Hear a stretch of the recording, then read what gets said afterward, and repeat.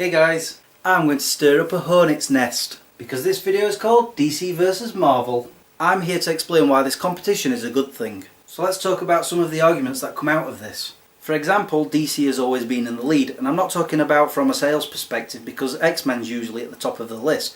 I'm talking about how the fact that Marvel likes to copy DC. Just recently Marvel has announced that Thor is now a woman, and everyone's going, yay, Marvel's done something original, woo! No, they haven't. The Dark Knight Returns in 1986 by Frank Miller. Robin was a girl. Marvel superhero speedster, Quicksilver. Yeah, DC already had The Flash. Just a few years ago, DC rebooted their universe with the New 52. And only just recently, Marvel has rebooted a lot of their books.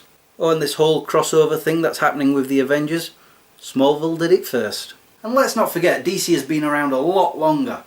However, Marvel's got the legend Stan Lee. Let's move on to television. And Marvel's had a sketchy past. Sure, Spider-Man and the Incredible Hulk were okay, but Mutant X?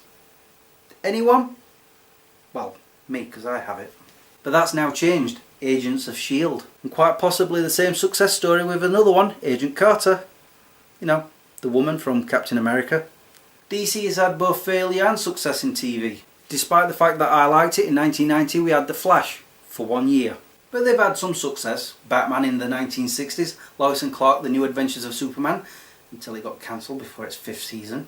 And let's not forget, Smallville was around for 10 years. And just recently, Arrow is proving to be a great success. Let's move on to the movies. And this is where you're going to go, haha, Marvel's winning with this one. Sort of. It's true that Marvel has had more successful movies than DC. However, Marvel tend to have about 6 films a year. DC usually have about 1. And you can't say all the Marvel movies are great. You see, when DC bring out a film, it's usually fantastic. Like the Dark Knight trilogy or Man of Steel.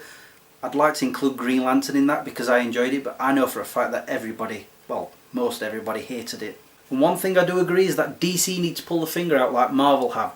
And it looks like Zack Snyder is doing that. So far, he did great with Man of Steel. With those filmmakers at Warner Brothers? And how about those animated movies? There's no denying that DC are more successful there than Marvel. And that's because DC are churning them out one after the other. Marvel, not so much. And now on to the most important ones, the comic books. What people don't seem to realise is that most of the writers, the artists and the editors work for both companies. In fact, a lot of other companies too. Here's the secret, they're all friends. And that leads me on to why this is a healthy competition. While all the fans are bickering and arguing over who's better, DC or Marvel, these companies will keep on going. Which is good for me because I want to keep on collecting these books. I prefer DC, but I'm not going to go around saying, oh, that Marvel product was rubbish. Well, apart from this.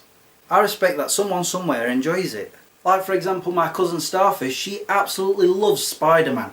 And I've not tried to discourage her from it, in fact I've encouraged her. However, the recent story with Spider-Man swapping bodies with Dr. Octopus, I was thinking, why would anyone want to buy that? Oh, and Superman already had that problem with Brainiac. Just saying. Oh, and DC, go back to the original timeline before the New 52. You're ruining a great company with that. So one of the questions you might be asking is, why don't I collect Marvel? Because I think I'm collecting enough books as it is. But if I were collecting Marvel, I'd probably go for the Punisher, Spider-Man and Wolverine. Which probably would lead to X-Men, and then the Avengers. Then I would have to buy a bigger house, or declare bankruptcy. However, one I would definitely collect if it was to resurface, Power Pack. Oh, and Death's Head. So that's 2. So please keep arguing over who is best, DC or Marvel. Because I like to have comic books to collect. I guess I've reached the end of this video. Finally, I think it's going to be a long one. I don't know. I'll find out when I edit it. While I'm here, just check these other videos at the side of me. You know, like Smegcris Review and Agony Smeg. I've done one. And of course my vlogs as well. Just check them out if you like. And if you want to follow me on Facebook and Twitter as well, you can click on the links down there below. I don't know what I was doing here with my hands then. And there's also this thing up here. I can't quite see where it says please subscribe. I don't know. Anyway, I'm going to go. Until the next time, peace out.